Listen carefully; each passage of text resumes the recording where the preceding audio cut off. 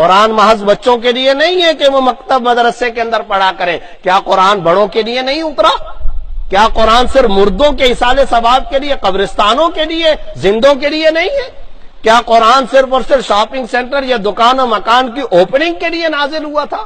کیا قرآن اس لیے تھا کہ کہیں پل کا افتتاح ہوگا تو 2 آیتیں تلاوت کر لیا کریں گے؟ کیا قرآن ان مقاصد کے لیے آیا تھا؟ کیوں نہیں سمجھا جاتا قرآن کو؟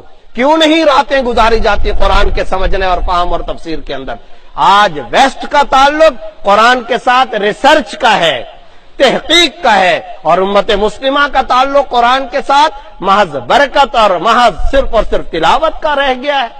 وہ مسلمان نہیں ہیں، انہیں جہنم کے اندر جانا ہے، وہ کافر ہیں، لیکن اس کے باوجود وہ صرف اور صرف سائنسی ٹیکنالوجی کے لیے، سائنس کے اصولوں کو حاصل کرنے کے لیے، سائنسی ضابطوں کو حاصل کرنے کے لیے قرآن کریم کا مطالعہ کر رہے ہیں.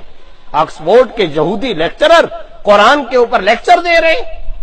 واشنگٹن ڈی سی کی یونیورسٹیوں کے عیسائی لیکچرر قرآن کے اوپر پی ایچ ڈی کر رہے ہیں. وہ قرآن کے اوپر تھیسس لکھ رہے ہیں، وہ قرآن کی تحقیقات کے اوپر مقالے پیش کر رہے ہیں. اور آج مسلمانوں کی صورتحال یہ ہے کہ ہم صرف اور صرف تعویذ کے لیے قرآن کو پڑھیں گے، ہم صرف اور صرف برکت کے لیے پڑھیں گے، ہم صرف اور صرف ایصال ثواب کے لیے قرآن کریم کو پڑھیں گے. یہ بہت بڑا خسارہ ہے، یہ بہت بڑا ڈفرنس ہے، اور آج کی امت مسلمہ کی تباہی کا سب سے بڑا یہی ایک سبب ہے. اللہ مجھے اور آپ کو اس کی توفیق عطا فرمائے کہ ہم قرآن کریم کو سمجھ سکیں، قرآن کریم کے معنی اور مفہوم کو اپنے دل دماغ میں اتار سکیں. اور ایک بات بتا دوں، اللہ کی قسم بڑا لذیذ کلام ہے، بڑا مزیدار کلام ہے، بڑا پر لطف کلام ہے. اس کی لذت، اس کی چاشنی، اس کا ذائقہ، اس کا مزہ اس وقت آئے گا جب آپ اس کے ترجمے اور معنی کو سمجھیں گے. آپ اپنے گھر میں یہ بولنے پہ مجبور ہو جائیں گے، اپنی اہلیہ کو بلائیں گے، آؤ میں نے تم سے بڑی ضروری بات کرنی ہے.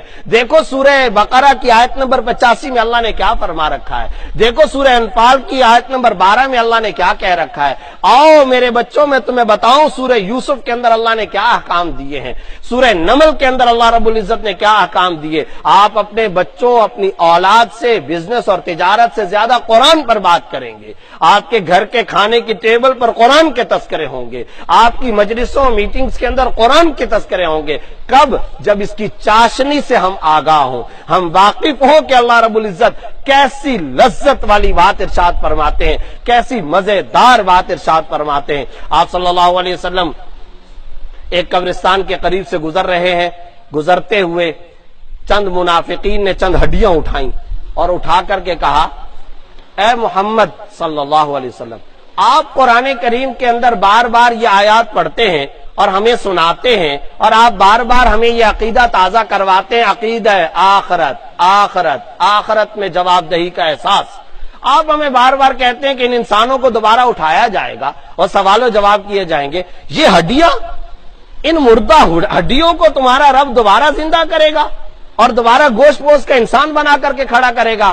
ابھی رسول اللہ صلی اللہ علیہ وسلم نے جواب نہیں دیا کہ حضرت جبرائیل علیہ السلام تشریف لے آئے اور فرمایا آپ جلدی کیجئے، ان کے سامنے یہ آیت پڑھیے، بلا قادرین علی ان نسوی بنانا. ہم تو اس بات پر بھی قادر ہیں. یہ تو پوچھ رہے ہیں دوبارہ ان کو زندہ کیا جائے گا یا نہیں.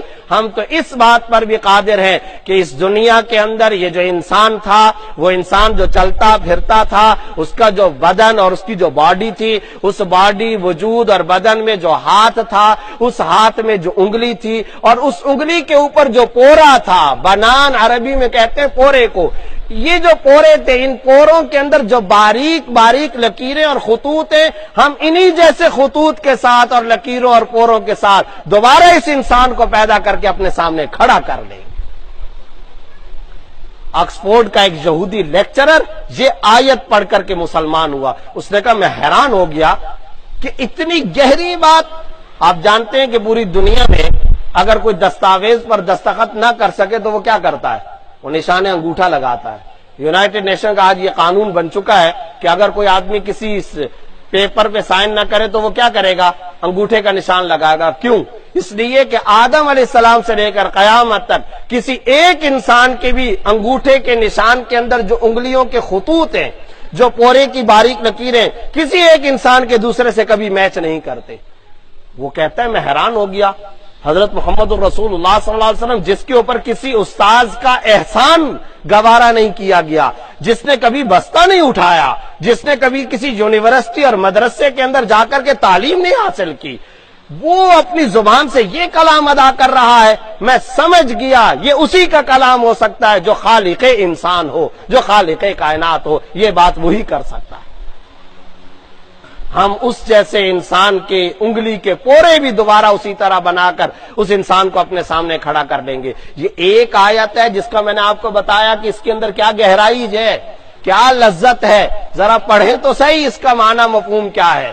اس کی لذت سے آشنائی تبھی ہوگی جب اس کے معنی اور تفسیر و مفہوم کو ہم سمجھ سکیں. آج کی اس مبارک ساعت اور لمحے کے اندر ہمیں توبہ کرنا چاہیے اس بات پر کہ ہم آج تک قرآن کو سمجھنے کی کوشش نہیں کر سکے. ہم آج کے بعد قرآن کو سمجھیں گے، اس کے معنی اور مفہوم کو سمجھیں گے. اس بات کا مستحکم اور پختہ عزم اور ارادہ کریں. اللہ مجھے اور آپ کو اس کی توفیق عطا فرمائے اور قرآن کے ساتھ یہ حقیقی رشتہ اللہ تعالی ہم سب کو دوبارہ